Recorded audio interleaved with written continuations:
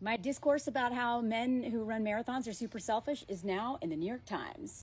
I don't get credit, but whatever. Some of y'all know that I've been picking on marathon runners, male marathon runners, for, I don't know, over 6 months now. And now the New York Times has reported on it, how selfish men are when they run marathon. Not all of them, not all marathon runners, but one partner runs the marathon and the other does everything else. That's a great title. So accurate. Now, I will say I'm going to go into a couple of examples of the ways that marathon running can not be selfish, but they right out of the gate, they start off strong with the things that I was criticizing marathon runners about right here. This is someone who is a partner to a marathon runner. She's like, he wants to talk about his run, to show me the stats, how far he ran, what was his place, this blah, blah, blah, blah, blah. I was doing something a bit more important, like work. Yes, I'm curious how their marriage is going to do after this, because he looks like a total prick after this interview, and I love it. So since the first woman to interview, since her husband started running marathons 7 years ago, his training has taken over their household. Shocker. Because like I've said, a lot of times these men, because if they have not really been understanding that patriarchy favors them and that marriage benefits them solely, unless they work really hard to push back against their conditioning to center themselves, anything that they do is going to be selfish. It is not just running a marathon. This means literally everyone in that family is revolving around his stupid marathon. Because modern day fathers, most of them are still so unbelievably selfish. So then you have like a time consuming obsession like marathon running, and it makes everything that was already a problem so much worse. She's like, more often than not, it's the topic of conversation. And I know women who are married to marathon runners, and they're like, literally had to be like, don't talk about running ever again with me. Because the men, they just can't stop talking. My run. Meanwhile, the women are doing everything to support this run. Like, they don't also want to have to talk about it and listen to this crap too. She sometimes made 2 dinners, what she wants and then what he needs for nourishment. And she's talking about how, see, this is so much extra labor. You have to make something separate for yourself because you can't eat all those carbs if you're not running and training for a marathon. And she says after dinner, he usually moans about whatever muscle hurts that day. That's the other thing. We know that when men are sick or not happy in general, a lot of times it's the family pays the price for that, especially their wives. There's like, women have been conditioned to just suffer silently. Sometimes my husband is shocked that I've been dealing with something for a long time because I just adapt. You know, it's that rock in the shoe. I'll literally walk around with the rock in my shoe all day because I'm just used to pain and I adapt to it. Talk about it. I don't do anything about it. Like, that's not healthy, y'all. I'm trying to teach people to not do that on my page too. Whereas a lot of times men will not only make everyone aware of their pain, they'll use that pain to exploit women. Oh, I'm sore. Can you go do that for me? Oh. And then here's another way seriously, I wouldn't be surprised if she leaves this man after this. She just put him on blast so bad, and I'm here for it. Her husband is running so much and then is so exhausted afterward that there's less time for fun. That too, right? Date nights and hanging out with friends are now scheduled around his training schedule. But look at this. This is where I have no tolerance for this whatsoever. But, she's proud of her husband and understands the mental and physical health benefits his running provides. And this is why men just going to the gym or running a marathon is not going to save their mental health. And instead of doing the hard inner work of healing any of their childhood trauma that's going to pop up, especially when they're in the middle age, right? Which is why men end up being schmooicidal in their middle age, because they can't run from their trauma anymore. But you know what? Instead of actually dealing with that, they'll go run a marathon and put their wives through hell. I just think there needs to be an acknowledgement that there are sacrifices a spouse makes. I think we should start a support group. Who else are we going to rant to?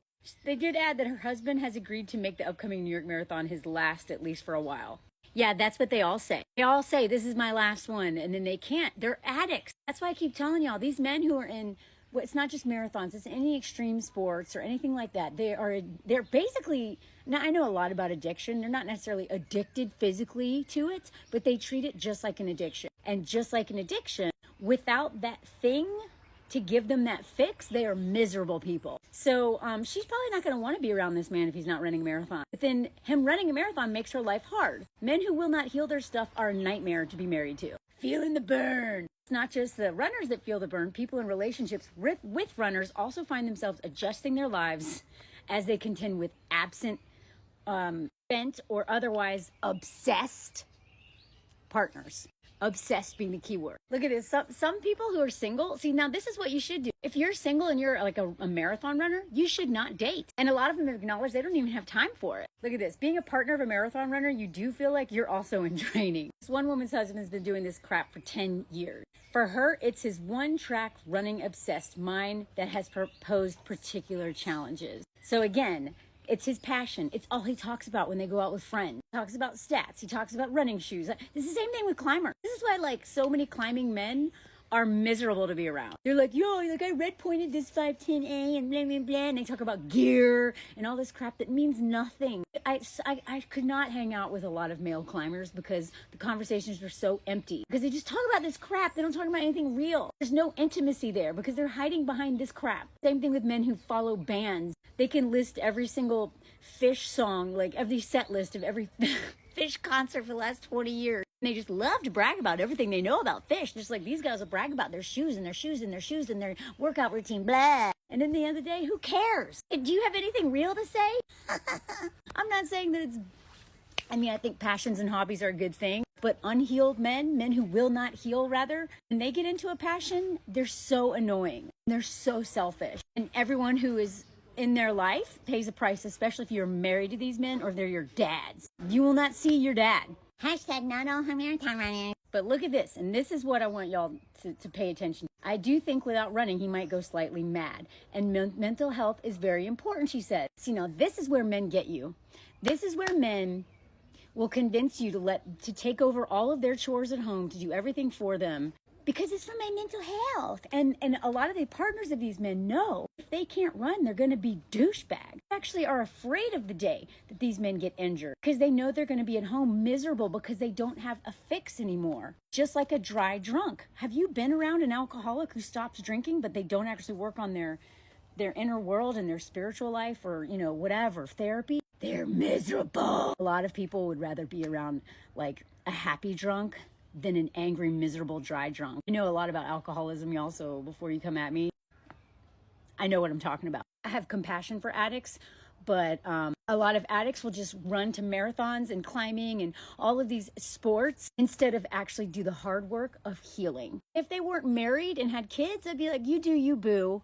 But it's these men who have partners and refuse to heal that I get annoyed with. So that's why I make these videos. If you're with one of these people, you probably need to fix something because they're going to kill you. Your nervous system. They're going to exhaust you. You're going to become bitter. You are forced to lose yourself because these men will not decenter themselves. They won't do it. They refuse to do it because patriarchy's taught them that why should they? And then also them refusing to heal. Healing is hard work. They don't want to do that. They'd rather exhaust themselves and almost die climbing Everest than actually go to therapy and face their biggest fear, which is not a mountain. It's themselves. So another spouse, and again, this isn't necessarily just in straight couples because I believe this is a gay couple they're talking about. These partners want to be supportive. That's what you should do. You should support your spouse. But marathon is a next level thing. So like this person was saying, he has these long runs. I know how hard it was. So I was like, whatever food he wants to eat, whatever television shows he wants to watch, he gets to make those decisions. But why? He is choosing to do this hard thing. Like, they're not heroes for running marathons. They just want to feel like heroes. They're masochists.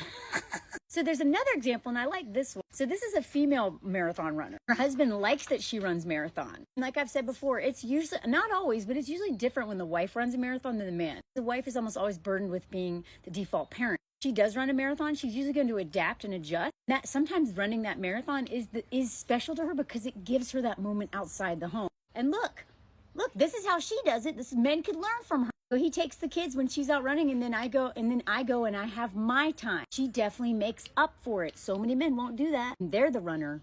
This is an example of a man who's doing it not selfish. So this woman's husband wake up at 5 a.m. on weekdays. And he does shorter runs. Days when he does longer runs, he wakes up at 3:30 or 4 in the morning so that he can still be home in order to parent. This is what I'm talking about, y'all. This is what men need to be doing if they're going to run these marathons. I have no issue with marathons. What I have issue with is selfish, entitled men who will not look at how they exploit women in every possible way, even marathons.